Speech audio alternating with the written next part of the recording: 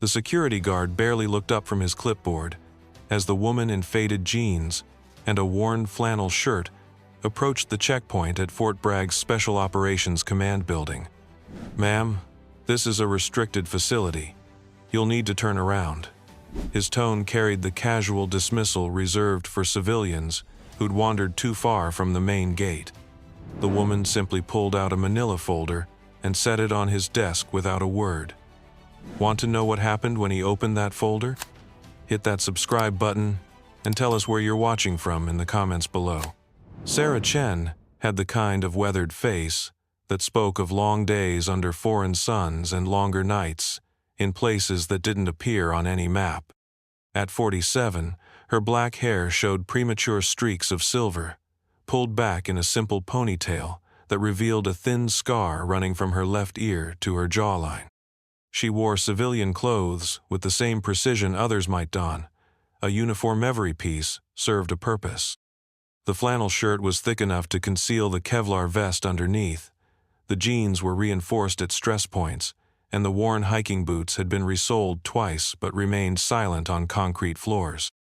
She stood outside the Special Operations Command headquarters at Fort Bragg, North Carolina, where the August heat pressed down like a living thing. The air shimmered with humidity and carried the familiar cocktail of diesel fuel, gun oil, and the peculiar metallic scent that clung to military installations worldwide. Somewhere in the distance, the rhythmic pop of rifle fire echoed from the training ranges, punctuated by the deeper boom of artillery exercises. Sarah had requested this meeting through channels most people didn't know existed, using codes that had been changed 3 times since she'd last needed them. The building itself was unremarkably a modern concrete structure that could have housed corporate offices anywhere in America. Only the razor wire and the very specific way the guards carried themselves hinted at its true purpose. Sarah checked her watch, an old Casio G-Shock with a cracked face that had somehow survived 15 years of operations across 4 continents. She was early, as always.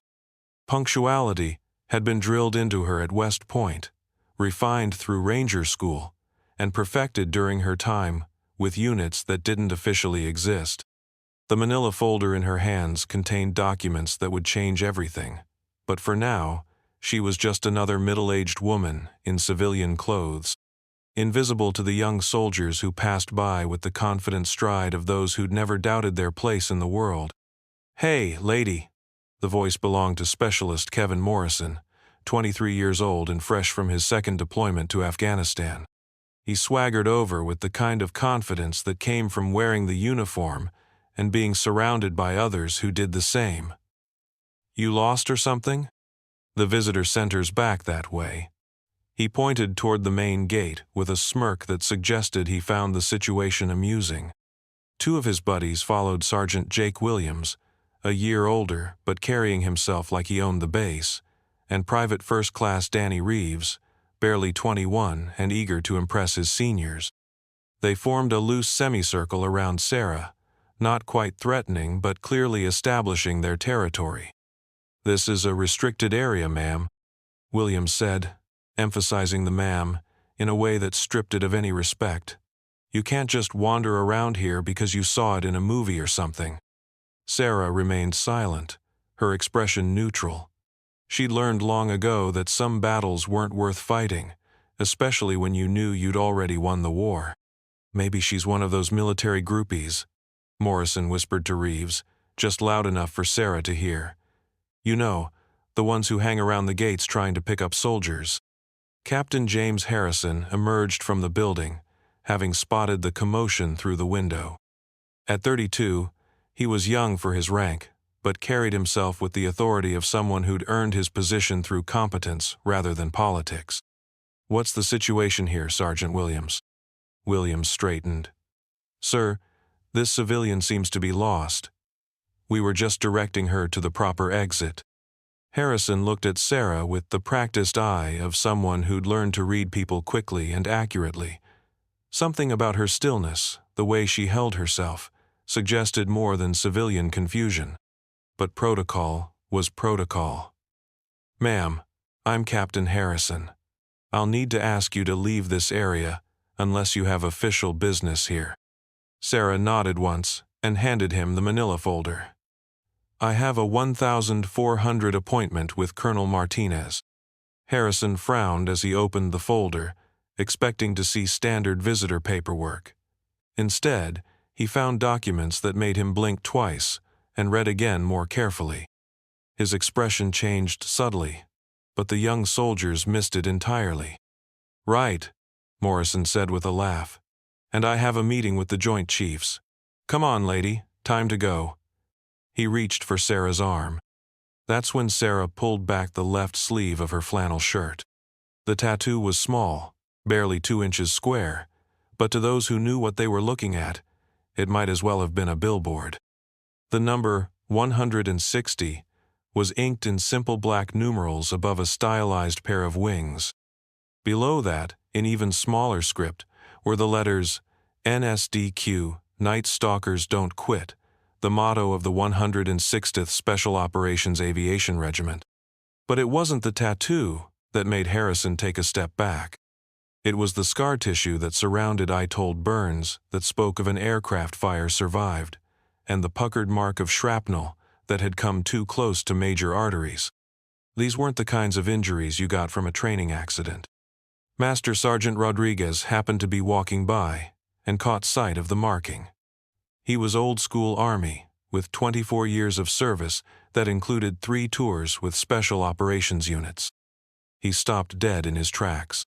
"Holy shit," he whispered, then caught himself.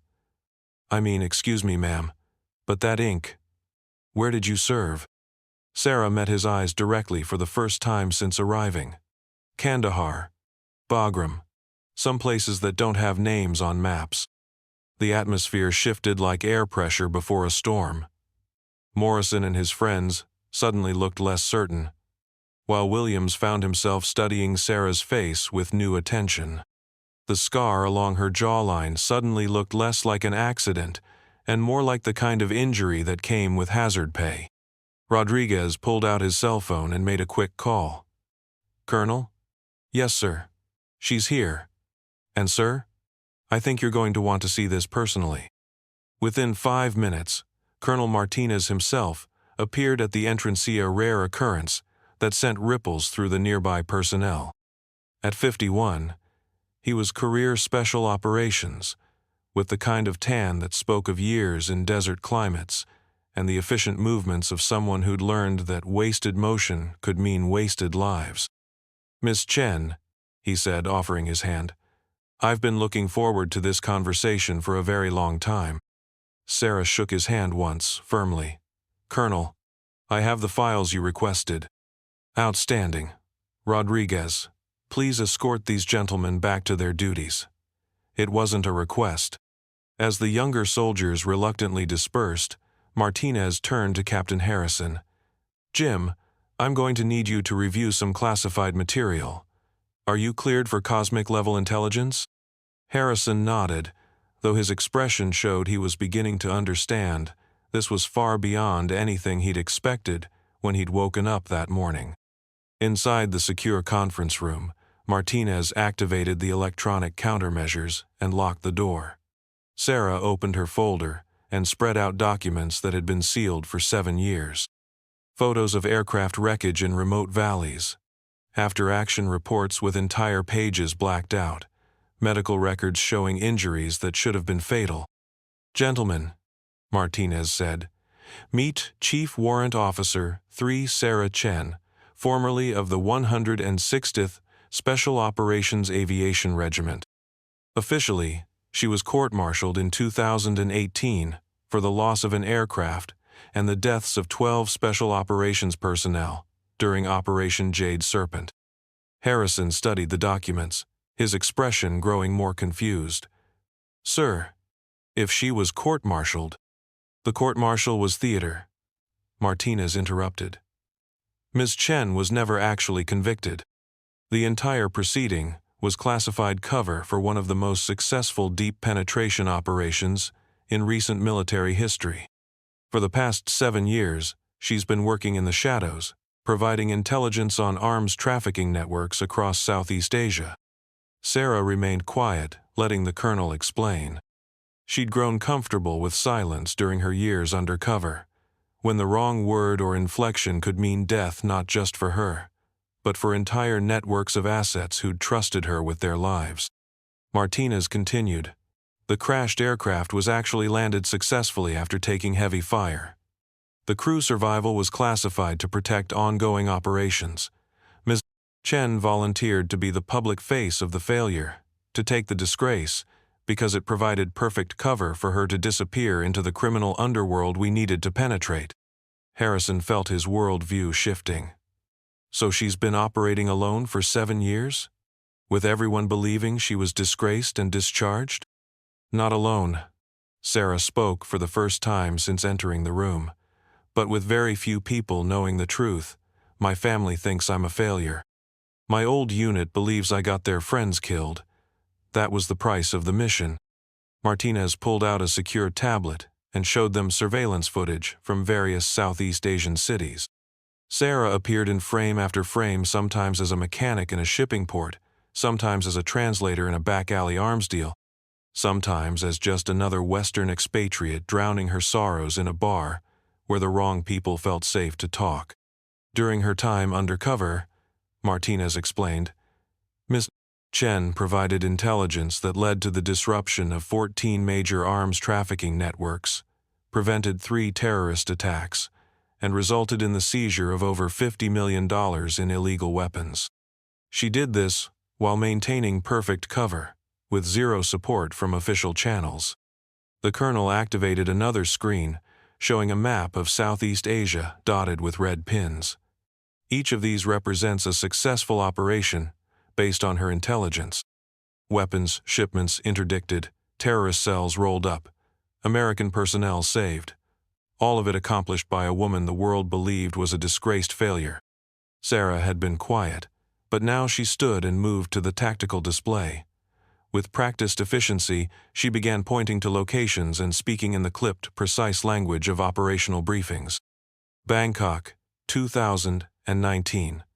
Identified Chinese weapons flowing to insurgent groups in Myanmar. Provided shipping manifests and routes. Interdiction resulted in seizure of 2,000 AK-47s and 50 RPGs. Her finger moved to another pin. Manila, 2020. Infiltrated smuggling network moving American weapons stolen from Afghanistan. Intelligence led to recovery of stolen military equipment worth $12 million. She continued, her voice never changing inflection, listing operations like items on a grocery list. Harrison realized he was watching someone who had spent years living a lie so complete that she'd convinced herself it was true.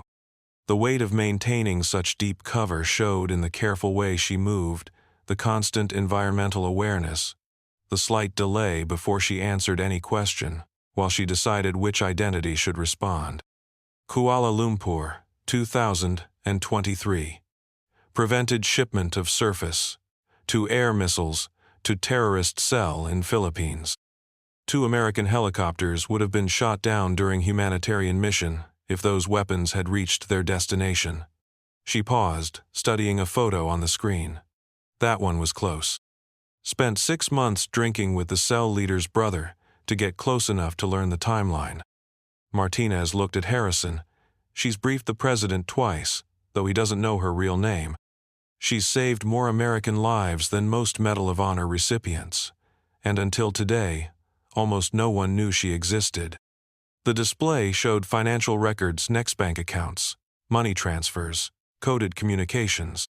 Sarah had built an entire false life, complete with criminal contacts, underground reputation, and a cover story so deep that even Allied intelligence services believed it.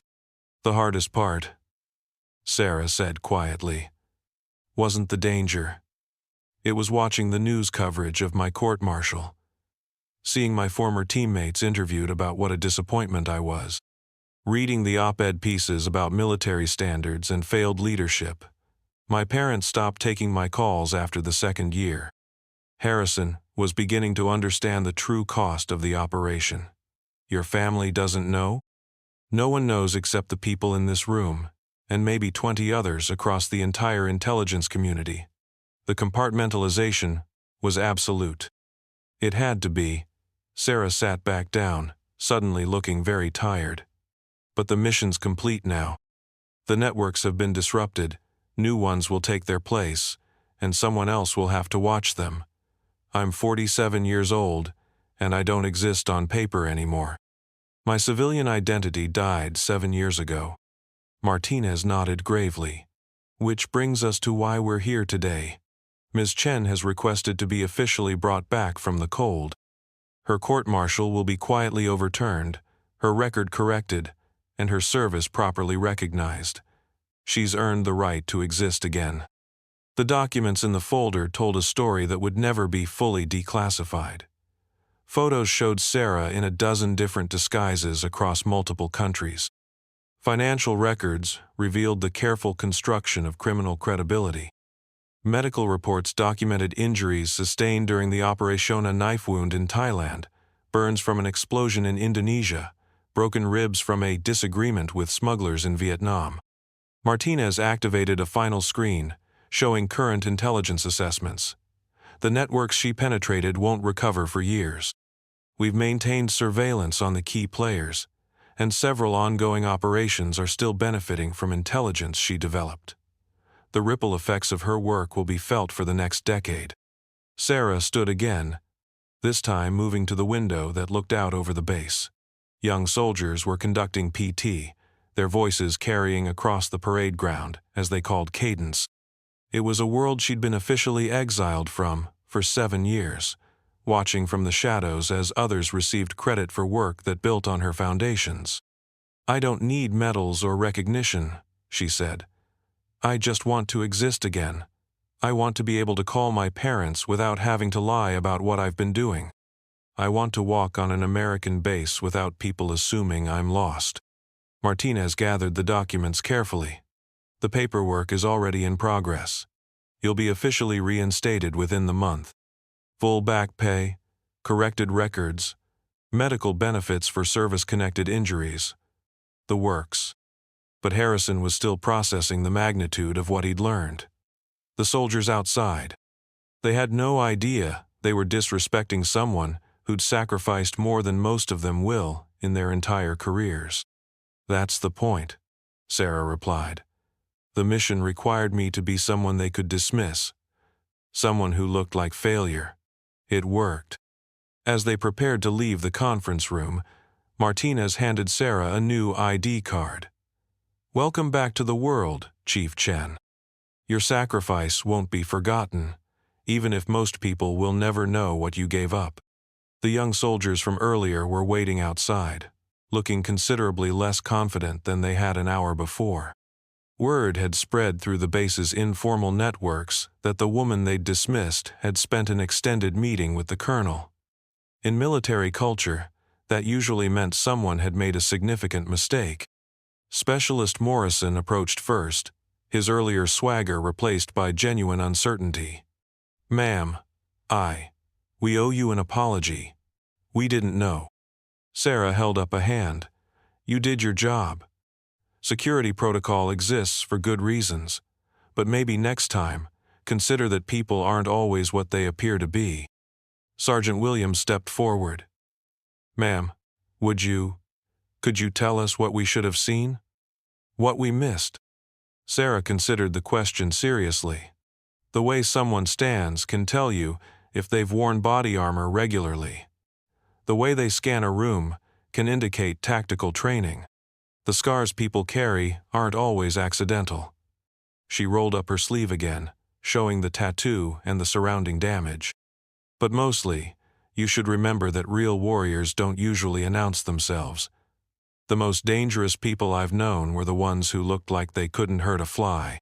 Private Reeves, the youngest of the group, asked quietly, "How do we get better at reading people?"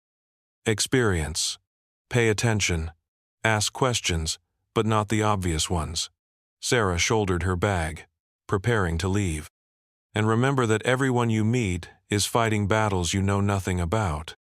As she walked toward the parking lot, Martinez fell into step beside her. "What's next for you?" Sarah smiled for the first time since arriving. I'm going to call my parents. Then I'm going to sleep in my own bed for the first time in 7 years. After that, we'll see. Behind them, the young soldiers watched her go with new understanding. The woman who'd looked like just another middle-aged civilian was walking with the measured pace of someone who'd learned that every step could be your last. Her head moved constantly, scanning for threats that probably weren't there, but might be. Rodriguez jogged up to them as Sarah reached her truck. You boys learned something today? Morrison nodded slowly.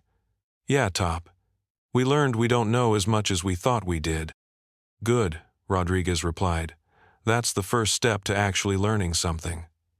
Real heroes don't usually look like the movies, gentlemen. They look like your neighbor, your teacher, or someone's mom.